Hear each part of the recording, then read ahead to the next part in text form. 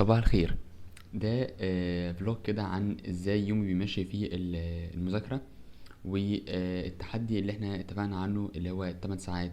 طبعا انا مش همشي 8 ساعات زيكم، انا هبقى 12 ساعة، يعني هيكون اكتر شوية. ولكن هقول لكم مثلا كل ساعتين كده اقول لكم انا وصلت لايه، واقول لكم على شوية نصايح علشان تفضلوا مكملين لباقي التحدي ده وتخلصوا اليوم بتاعكم بشكل كويس. اول حاجه بس لازم تكونوا عارفينها ان احنا هنعمل تحدي مثالي ولكن بشكل غير مثالي. تحدي مثالي ولكن بشكل غير مثالي. طب ليه؟ لان انا بادئ طبعا الساعه 3 العصر. انا بادئ تحدي الساعه 3 العصر. طب في حد بيبدا تحدي الساعه 3 العصر؟ ايوه انا صحيت 3 العصر فبدات التحدي بتاعي. يعني تحدي مثالي بشكل غير مثالي. تمام. هذاكر ال 12 ساعه اللي انا محتاجهم من 3 ل 3. ايه المشكله؟ فيعني ايه، انا اقدر ان انا اذاكر المقدار اللي انا محتاجه وبدون اي ملل، بدون اي ان انا مثلا امل في المذاكره شويه واسيب التحدي والكلام ده كله. طيب هقفل دلوقتي وكل فتره كده ايه هبدا ان انا اتكلم معاكم واقول لكم شويه نصايح علشان التحدي ده يكمل. اول حاجه زي ما شفتوني في اول فيديو، كوبايه القهوه الجميله بتاعتكم علشان تفضلوا مركزين. طبعا قبل بداية التحدي لازم تكون مصلي وفطرت وعملت كل الحاجات. لو انت وراك دروس بتكون رحت الدروس بتاعتك وتبدأ تشوف وقت كده. تبدأ مثلا لو على الأقل 3 ساعات ب3 ساعات، يعني مش شرط يبقوا 12 ساعة ورا بعض. 3 ساعات 3 ساعات 3 ساعات يبقى شكل كويس. تمام.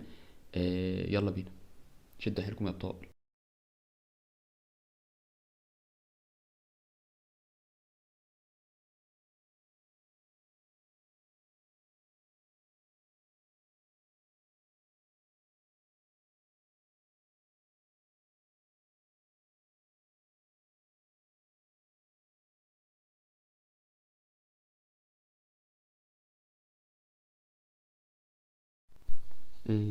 اهم حاجه يا شباب وانتوا بتذاكروا، طبعا يعني انا هصور بالشكل ده كده، مش مهم اخلي الكاميرا عليا يعني وكده. اهم حاجه لازم تبعد عن المثاليه وانت بتذاكر. يعني ايه؟ يعني حاول انك مش شرط تبقى واقف لنفسك بالدقيقه وبالثانيه وباللحظه. حاول يكون في جزء كده من المرونه وانت بتذاكر. تمام. انت المفروض يكون معاك كل حاجه، معاك الكتب اللي انت هتذاكر فيها، معاك الاقلام بتاعتك، معاك الحاجات اللي انت تتعلم بيها، تو دو ليست بتاعتك، كل حاجه. كل حاجه انت بتستخدمها تكون معاك. مش شرط تكون مثلا معاك تو دو ليست، مش مهم. ممكن تجيب اي ورق عادي وتكتب عليه، ورق تقطعه وتكتب عليه.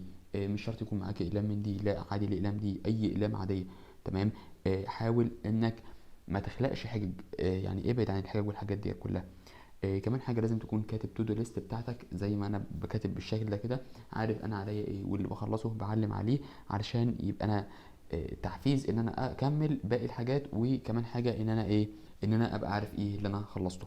طيب طبعا التليفون بتاعك لازم يكون مقفول علشان تفضل مركز اكبر قدر من الامكان. وحاجه كمان ممكن اقولك عليها عشان تعملها علشان تبعد عن تشتت التليفون بتاعك وممكن تستخدمه في حاجه كويسه. ايه هي؟ انك تستخدم التليفون بتاعك في ممكن تسمع بودكاست كويس مثلا لحد معين انت بتسمعه. ممكن تسمع قرآن طبعا، ولكن يفضل ان القرآن يكون بصوت هادي جدا، يعني مثلا صوت زي صوت الشيخ المنشاوي، علشان الصوت بتاعه مثلا بيكون يعني ايه هادي جدا. انت بتحاول انك توصل لاكبر قدر من التركيز، فده هيفرق معاك جدا وهيساعدك انك تذاكر علشان ما تتشتتش وترجع تدخل في دوامة انك ترجع تمسك التليفون تاني والكلام ده. لو انت بتذاكر من التليفون فانت تكون منزل كل الحاجات اللي انت هتذاكرها وقافل الواي فاي بتاعك علشان برضو اعتبر نفسك في معسكر. يعني ايه؟ انت قافل على نفسك وبتذاكر وخلاص. حاجة كمان هتساعدكم انكم تستمروا في المذاكرة، انكم لازم كل فترة كده تاخدوا بريك. يعني بريك مثلا لو لمدة 10 دقايق ولا حاجة علشان تفضل يعني ايه الجسم بتاعك نشيط. وكمان ممكن تعمل اي حاجة سخنة، قهوة، نسكافيه، شاي، اي حاجة علشان تفضل دماغك يعني تفصل بين مادة ومادة او كل ساعة علشان تفضل مكمل. والتكملة مش بقول على اليوم بس، انا بقول انك تكمل يوم واتنين وتلاتة تفضل مكمل في المذاكرة بتاعتك. واهم حاجة تنوع في مذاكرة المادة بتاعتك. يعني ذاكر مثلا 5 6 مواد في اليوم، او مثلا 3 مواد مثلا، كل مادة ساعة وتفصل. يعني ايه؟ المادة الاولى تاخد لها ساعة ونص او ساعتين متواصلين، وبعد كده ساعة ونص او ساعتين متواصلين.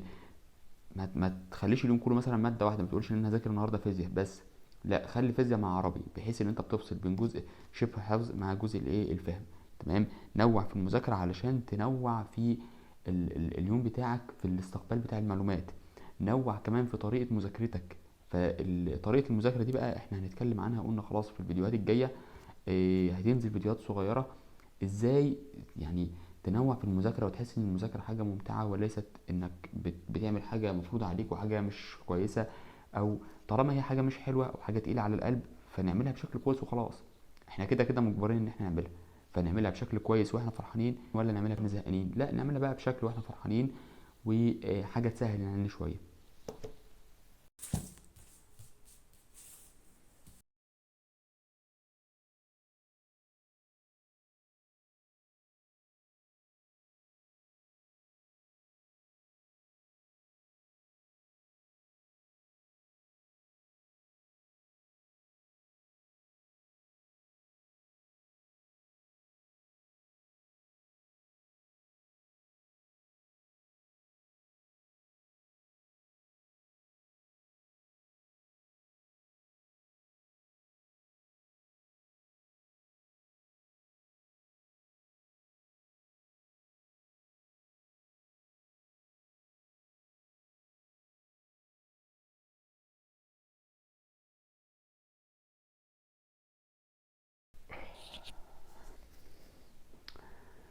الحمد لله، خلصنا التحدي بتاعنا، وكان يوم كويس برضو، يعني مش وحش، والإنتاجية فيه كانت كويسة. أتمنى من الناس تكون استفادت من الفيديو ده ويفرق معاكم شوية، وبس كده. وإن شاء الله هنعمل برضو فيديوهات تانية الفترات الجاية عن الموضوع ده.